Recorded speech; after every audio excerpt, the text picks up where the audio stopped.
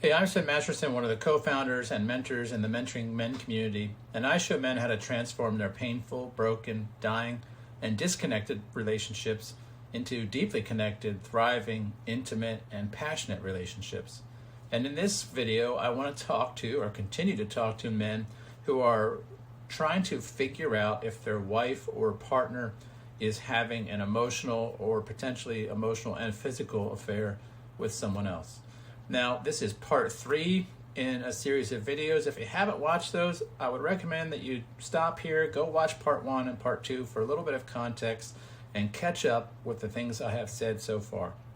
In part 1, I talked about how it is essential for a man first to understand between the process of his thinking and to know the difference between his observations, his inferences, and his interpretations, so that he's not mistaking his anxiety or his anxious attachment or insecurity and the thoughts that come with that as being proof that his wife or partner is cheating on him. We talk to a lot of men who believe their partner is cheating when in reality they're just insecure men. They see a woman on her phone and they jump to conclusions. Those men, when they follow that rabbit trail with those thoughts, it creates a kind of a disastrous set of circumstances for the relationship, distrust, and further disconnection. You can hear more about that in part 1. In part 2, I talked about stop trying to answer the question if she is having an affair, because that is really to focus on what I don't want and is what I don't want happening. In part 2, I talked about how it's much more effective as a man to get clear about what you do want and is what I do want happening, because whether a woman is definably cheating or not cheating or having an affair or not having an affair, you don't really need to answer that question. To answer the question, do I have the relationship I want? And you can learn more about that in part 2 of this series. In part 3, I want to follow a thread that I started to tug on in part 2, which is when you don't have the relationship that you want, what do you do? Well, let me first tell you about what I see talking to hundreds of men a year that men try. And this is a disastrous path to take, and it's why most men have the emotional struggle and frustration and the poor outcomes they do when this happens. And that's this. Most men, when they do not have the relationship they want, try to get the woman in their life to change. Let me say that again. Most men, when they do not have the relationship they want, or they have the relationship they don't want, try to get the woman in their life to change. This is actually a really common pattern, and it's a pattern that we're unfortunately taught in life, that when I don't like my life, the answer to it changing lies in other people. And so this is a disempowering way to live. And that's the first point I want to make to you. If you're living in a story where you can't have the life you want until other people change, you're going to live a life of anger, resentment, contempt, hostility, disconnection, pain, frustration, and really every other hard emotion. Because what you want, need, and desire, you don't have the power to have in that story. Those are self-limiting beliefs, the belief that I can't be happy until you do something different. How do you expect then to find happiness? I'll tell you, you need to coerce the person that you believe gives you happiness to give it to you. And this is by far what most men that reach out to us are stuck in. They're stuck in a belief system that sees everything they want and desire and yearn for in life as being outside of them. Brother, if you're watching this and that's you, that is the most hopeless way to live as a human on planet Earth, because you must get people to change in order to have some fundamental things feel like they're accessible to you. Here's another thing I'll say. As a man who has abandoned that way of thinking and has also led a lot of other men to experience a turnaround, I can tell you that they and myself would all say it's utterly false. You can actually learn to be the source of the life you want. And so to do that, you have to first let go of these beliefs that other people must change. And so in Mentoring Men, we have a program called The Renewed Masculine Man, and I'm not here to sell you on that or to talk to you in great detail about that, but in the renewed masculine man, or what we call RMM, we lead men through a process of first learning to catalog all of the parts of life that are not going well. And they all have this one thing in common. Every result a man has in his life that he does not like, when he distills it down, it's that he has beliefs that he can't have some sort of want, need, or desire, the result he wants, without a change in someone else. That makes him a victim. And when we live in victims, first of all, we're victimized. We're powerless. And what do we need when we have a victim situation? We need a hero. And you know who a man looks to in a relationship when he needs a hero? The woman. Now, despite your political ideology or whatever you believe about gender roles and the roles of men and women in marriage, I'm not here to talk about that, but I will tell you this. I have yet to talk to a woman who says, I love to be a rescuer for the man in my life. Now, certainly there are some women who struggle with codependency and derive their sense of value and worth maybe by a rescuing kind of thing, but this will land you smack dab in the middle of the drama triangle. I'm not here to tell you what the drama triangle is either, but I would encourage you, look it up, become a student, and understand the drama triangle. When you are a victim, you will seek other people to be your hero who don't want to be your hero. The woman in your life does not want to be your rescuer. And when she won't be your rescuer, you do something else that the drama triangle teaches us about. You make her your persecutor. And this dynamic of you being a victim and waiting for your persecutor to stop persecuting and start rescuing will lead you nowhere in a relationship. It will lead you nowhere in life. And this pattern exists in every single place that we help men to catalog and identify that they're not happy in life. And so the takeaway part of this message I want you to understand is that if you're going to have the life that you want, you, the man watching this, you must create it. And that might mean making some very difficult decisions. If it turns out that a partner, a person in your life, is doing things in a relationship that you don't consider okay.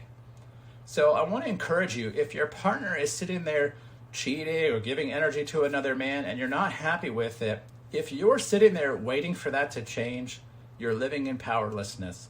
A lot of men doing this think I'm just going to be a nice guy. I'm going to love her back with patience. You know what? This is really common. It's very common in men of faith, but those men generally stay disempowered. The partner moves further away, and they live in a place of low or no respect because they believe that they're being gracious and loving when in reality they have poor boundaries and a poor view of self. How do I know? Because they're willing to undermine themselves in order to have a relationship with someone else. If you want to think that's godly or biblical, that's your business. I would suggest that's not the pattern of the creator of the universe. It's not a godly pattern. It's just weakness.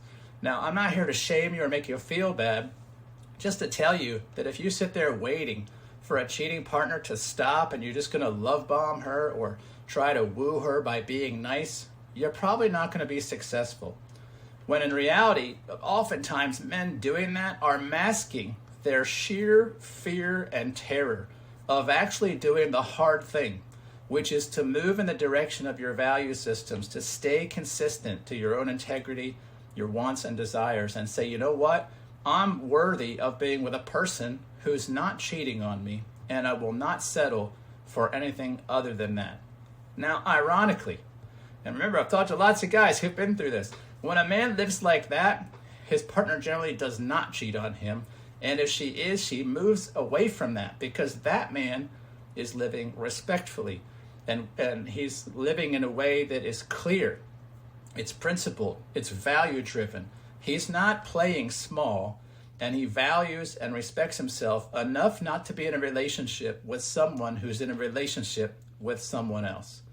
Now, that might all sound really harsh, and brother, I'm not trying to, again, judge or shame or make you feel bad. I just want to give you the sober truth-telling that pattern of waiting for a woman to change generally doesn't work. It will take you down a very slow, miserable, road filled with hard emotions, feeling not good, feeling a lot of pain, and for what?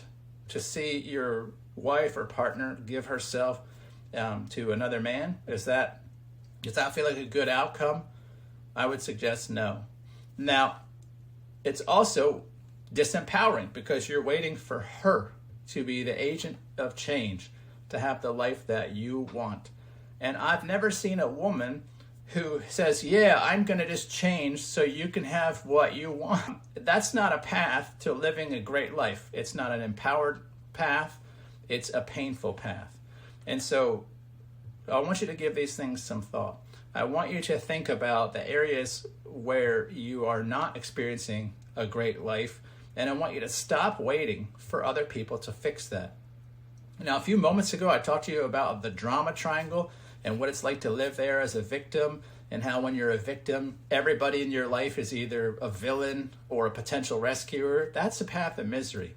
You know, there is a way out, and the way out is to leave the victim role, to leave the drama triangle entirely, and to instead enter something that you can go Google and search called the empowerment dynamic. The empowerment dynamic is like an antidote to the drama triangle. And so when you find yourself in a victim role, instead of waiting for a rescuer, instead of identifying a persecutor or a villain, you take the role of creator and you start saying, you know what? It's my job to create the life I want. I need to self-rescue.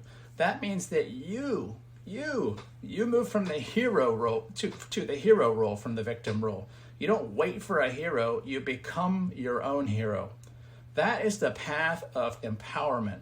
That's the path of actually recognizing that you have value and worth in the world, that you're worthy of love, that you're worthy of being with someone who wants to be with you. And what we find is when a man does that, when he just abandons the drama triangle, he abandons the search or the waiting or the limbo of waiting for the woman in his life to change, whether she's cheating or not. He gets busy creating the life he wants. That guy is going to have the life he wants because it's within his power to bring it to pass. Now, I've said a lot of hard things today in this video, difficult things, some challenging things, maybe some things that poked you in the eye a little bit. Again, my goal in doing that is not to hurt you, but to wake you up that you can have the life that you want, but you got to create it. You got to stop waiting for the woman in your life to create it, and you got to get busy doing that yourself. Now, I'm not going to make any more videos about this, is your wife cheating or not, because I've really told you in the last 3 videos everything you need to know to get from having that question to get started on having the life that you want. As far as in principle, I haven't given you all the fine details, and I can't do that in a series of videos. If you agree in principle, if you say like, yeah, I think you're speaking the truth, but I don't know what to do, I don't know how to get started, I don't know what to do next, then that's okay. I can help you with that. And I want you to go in the description below, and you'll find a link where you can reach out, you can set up a session with myself or one of the other mentors in Mentoring Men, and you can start on that journey today. We can show you how to make this switch from living as a disempowered victim in the drama triangle to living as an empowered creator in the empowerment dynamic. We're very good at helping men make this transition. It's not an easy transition, but it is simple. And we've taken lots of men through that process, men that are experiencing women that are cheating or men that are worried that she might be. That's kind of beside the point. To be honest, we're not here to help you save your marriage. We're not here to help you to get her back. What we're here to help you do is to learn to be your best you, to be that creator, that empowered man who is no longer waiting for someone else to show up and start leading his life, but is ready to do it himself. If that's you, I would like to get to know you better, and you can get that process going below by clicking that link. If you got something out of this video, any of our videos, man, I would so love it if you would do all that YouTube stuff, you know, the thumbs up button or thumbs down if you didn't like it. Leave a comment, subscribe, ring the bell, all that stupid stuff. I hate when people say that on YouTube videos, and I try to avoid it, but the reality is people will watch videos where people walk around their kitchen opening drawers and shutting drawers, and get millions of views. But when we talk to people about how to actually turn their life and marriage around, it's the hardest thing to get people to watch. And so it would really go a long way in helping us displace these kind of useless videos that people watch and get in front of people in pain. Men that feel disempowered, men that feel hurt, men that feel fearful. And your like and thumbs up and subscribe and comments and all that, that helps us do that. With that, I'll let you go, and I'll talk to you soon.